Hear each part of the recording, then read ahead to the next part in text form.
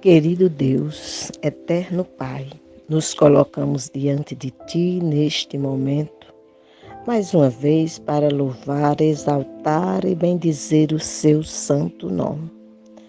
Você, Paizinho querido, que é digno que todo joelho se dobre, que toda língua confesse, só o Senhor é Deus.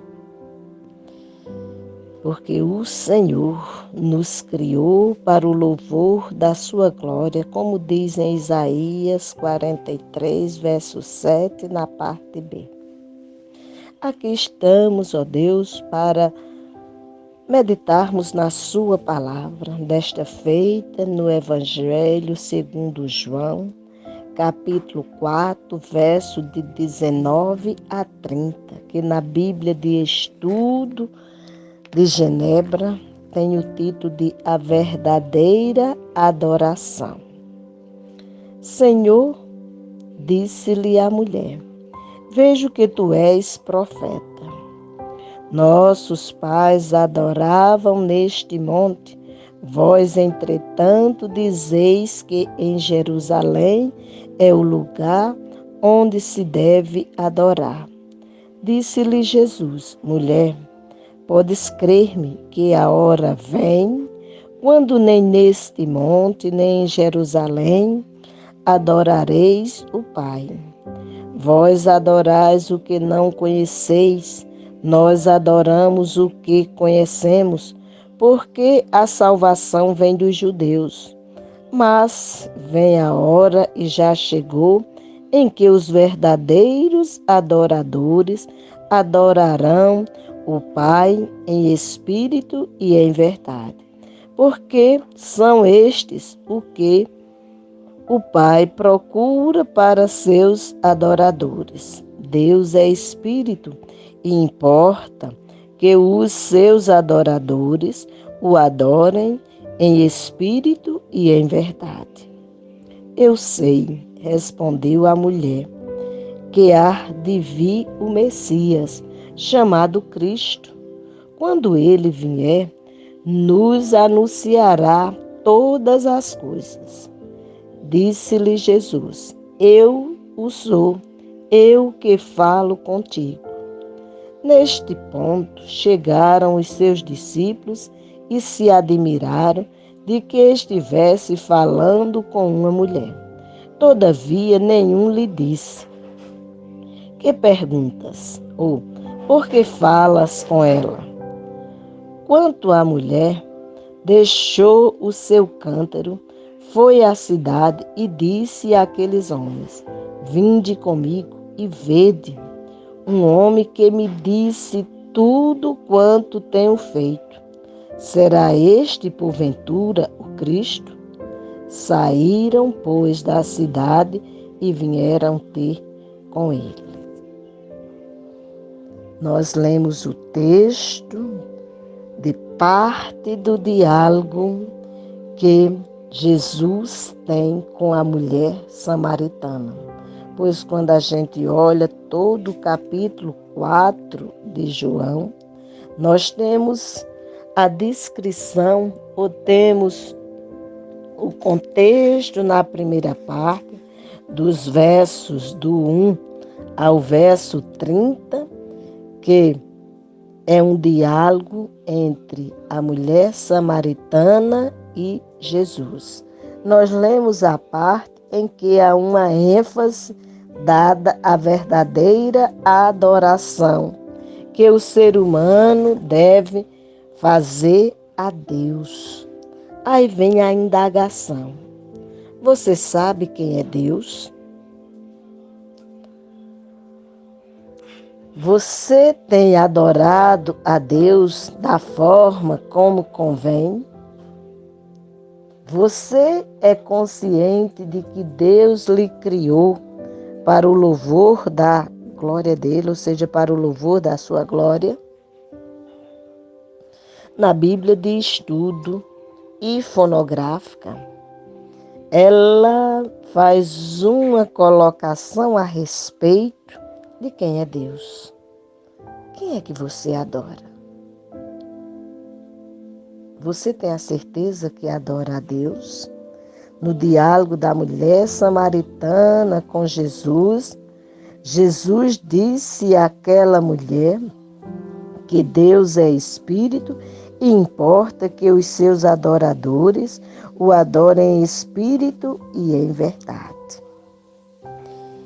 No contexto da explicação dada na Bíblia de Genebra sobre essa colocação do verso 24 de que Deus é espírito e que importa que os seus adoradores o adorem em espírito e em verdade, veja uma conotação a respeito dessa expressão. Importa que o adorem em espírito e em verdade. A expressão em verdade significa efetivamente, isto é, em adoração celestial, da qual a adoração terrena é apenas um tipo.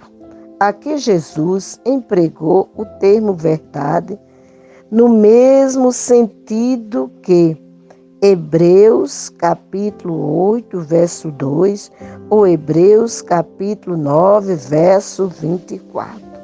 Em Hebreus capítulo 8, verso 2, o verdadeiro tabernáculo do céu não é constatado com um falso, mas com o tabernáculo terreno que foi construído seguindo o padrão celeste. A Jerusalém terrena não era um lugar falso de adoração, mas um lugar terreno era uma sombra, um tipo, uma cópia da realidade do céu e do culto celestial. Uma vez que Jesus é aquele que reunificou não apenas Deus e o seu povo, mas também a terra e o céu. Logo chegaria o momento em que todas as questões sobre o lugar ideal para adorar se tornariam irrelevantes, pois aquilo para o que o templo terreno apontava estava se tornando realidade para o povo de Deus. E se tratando do Espírito, a expressão refere-se à terceira pessoa da Trindade, porque nós sabemos que a Trindade é Deus Pai, Deus Filho e Deus Espírito Santo. Jesus na terra disse aos discípulos: é necessário que eu vá para que venha o Consolador. Consolador que é falado lá em Isaías 40, verso 1, que é o versículo diz: consolai, consolai o meu povo, diz o Senhor. A ação do Espírito Santo é de nos consolar, é de nos conduzir a estarmos na presença de Deus como convém, porque importa que os adoradores adorem a Deus em espírito e em verdade. O Espírito Santo, aquele que o Antigo Testamento prometeu para o final dos tempos, conforme Joel capítulo 2, verso 28 e 29. Logo, a adoração cristã não está limitada a nenhum local terreno, mas antes se dirige aos céus e é oferecida na plenitude do Espírito Santo. É o Espírito Santo de Deus quem nos conduz à verdadeira adoração a Deus, a nos colocar diante de Deus como convém, porque o Senhor providenciou o seu Filho amado Jesus Cristo para poder gerar no homem caído, porque quando nós olhamos no capítulo 3 de Gênesis, vemos que o homem Adão caiu e com Adão caíram todos os homens. Mas vem Jesus, conforme Gênesis 3,15, que esmagaria a cabeça da serpente, aquela que enganou a Eva, enganou Adão, porque enganou a Eva e Eva enganou Adão, levando Adão a desobedecer a ordem de Deus, que era de não comer da árvore, e Adão assim comeu. Com Adão caíram todos os homens, mas com Jesus, ele vem nos dar a oportunidade de sermos reintegrados a Deus. E nessa reintegração está a verdadeira ação para que o homem foi criado, pois Deus criou o homem para o louvor da sua glória. E por isso importa que os seus adoradores o adorem em espírito e em verdade. E aí vem a indagação que eu fiz bem no início. Você sabe quem é Deus? Veja o que a Bíblia iconográfica descreve a respeito de Deus de forma sintetizada. Deus é infinito e está além da compreensão humana. Ele é maior do que qualquer coisa que alguém pode pensar possível. Ainda assim, a Bíblia nos diz muitas coisas sobre Deus e sobre a maneira como Ele age na história, e isso pode nos ajudar a entendê-lo melhor. Veja bem, Deus é o Criador e Rei.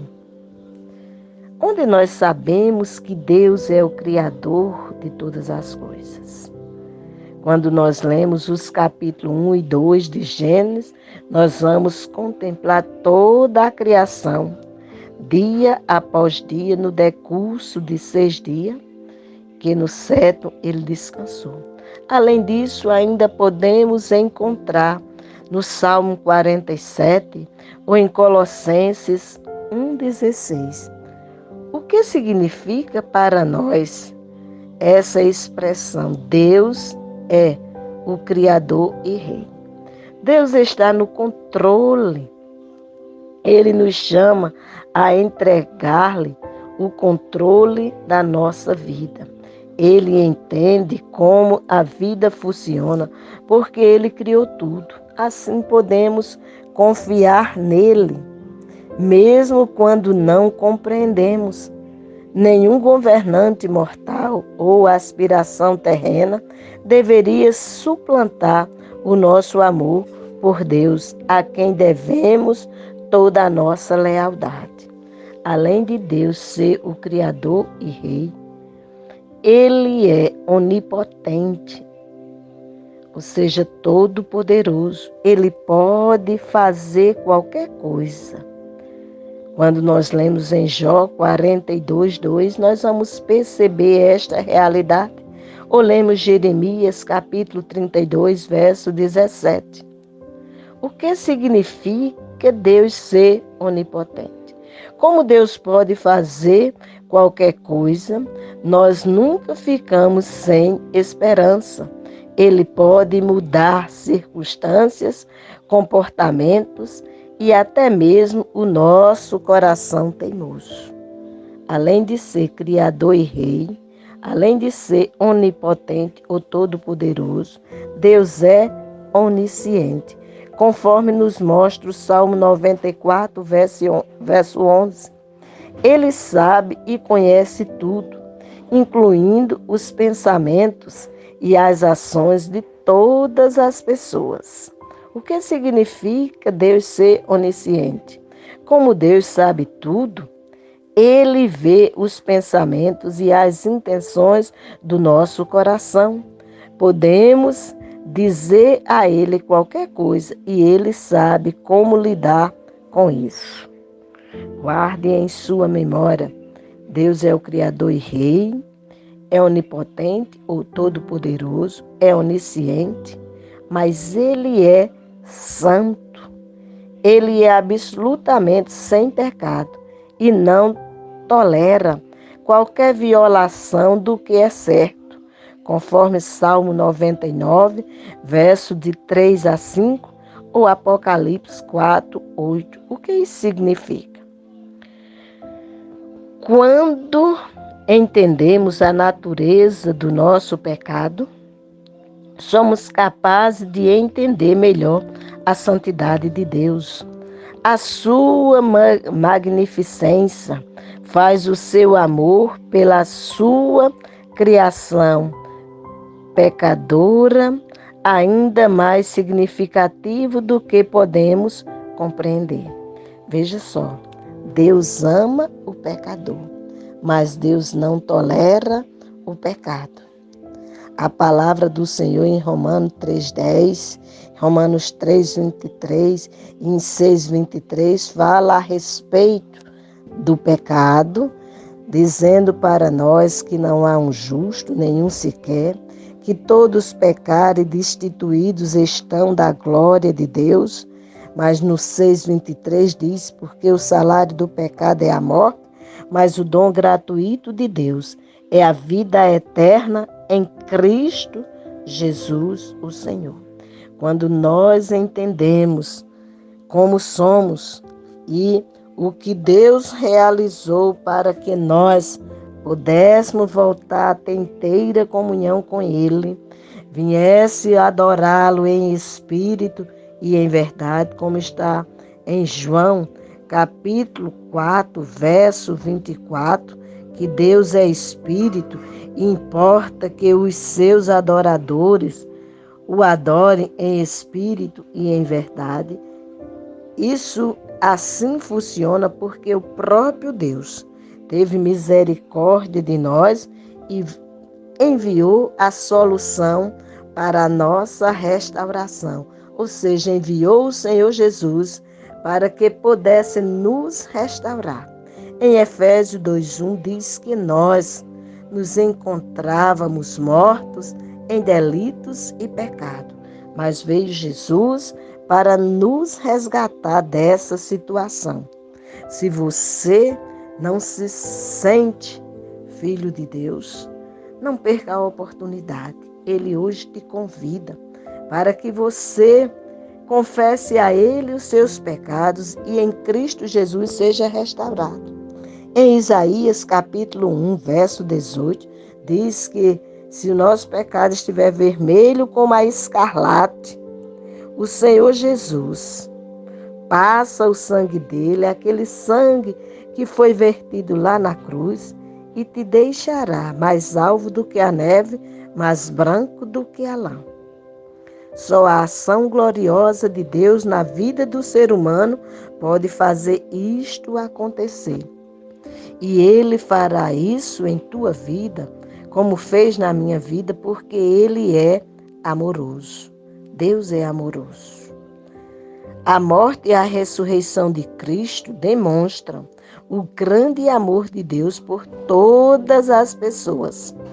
Conforme João 3,16, pois o verso de João 3,16 nos diz, porque Deus amou ao mundo de tal maneira que deu seu Filho unigênito, para que todo aquele que nele crê não pereça, mas tenha a vida eterna. Além de João 3,16, você ainda pode ler João 15, verso 13, ou você pode ler 1 João 4,8, que descreve claramente quem Deus é. O que significa para nós Deus ser o Deus amoroso? Embora possamos criar um conceito racional de Deus, como nosso Criador ou Juiz, só podemos entrar de fato em um relacionamento com Deus quando nos permitimos experimentar o amor de Cristo. Em Romanos capítulo 5, verso 8, a palavra nos diz que Deus nos amou quando nós ainda nos encontrava pecadores, separado dele. Pois o texto diz, Deus prova o seu amor para conosco, em que Cristo morreu por nós, sendo nós ainda pecadores. Seguindo ainda falando a respeito de Deus, Ele, além de ser o Criador e Rei, além de ser onipotente ou todo-poderoso, onisciente, santo, amoroso, Ele é um Pai misericordioso e justo. Como você pode ver isto em João capítulo 14, os versos de 21 a 23, ou em Hebreus 12, os versos de 5 a 11. Como qualquer pai amoroso, ele busca o melhor para seus filhos e procura discipliná-los para este fim. O que isto significa para nós? Nós não precisamos perder o ânimo quando somos corrigidos por Deus. Ainda somos chamados de filho de Deus, e isso acontece para manter a nossa fé. Assim como uma criança com mau comportamento continua sendo amada, mesmo quando disciplinado por seu pai terreno. Assim é Deus agindo em nossas vidas. Além disto, fechamos este pensamento da verdadeira adoração a Deus, sabendo que Deus é Espírito e importa que o adoremos em Espírito e em verdade, fechando o contexto de quem é Deus. A Trindade revela claramente Deus Pai, Deus Filho e Deus Espírito Santo. Ou melhor, a Trindade, o Pai, o Filho e o Espírito Santo, são um em essência e três em função.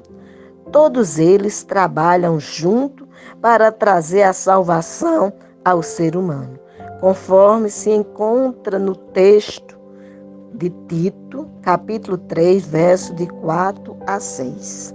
A Trindade é um mistério complexo, mas nós não precisamos compreender isso plenamente para nos beneficiar de sua ação. Por causa da morte e ressurreição de Jesus, o Espírito Santo entrou em nosso coração e em nossa alma, permitindo que sejamos reconciliados com Deus Pai. Basta tão somente você crer e buscar a Deus através da pessoa de Jesus Cristo. Porque o Senhor Jesus disse para nós em João 14,6, eu sou o caminho, a verdade e a vida, ninguém vem ao Pai a não ser por mim. Você quer ir a Deus? Reconheça Jesus como Senhor e Salvador de sua vida. E assim você terá vida com Deus para todo sempre. E será verdadeiro adorador, aquele que adora ao Pai em espírito e em verdade. Deus nos abençoe.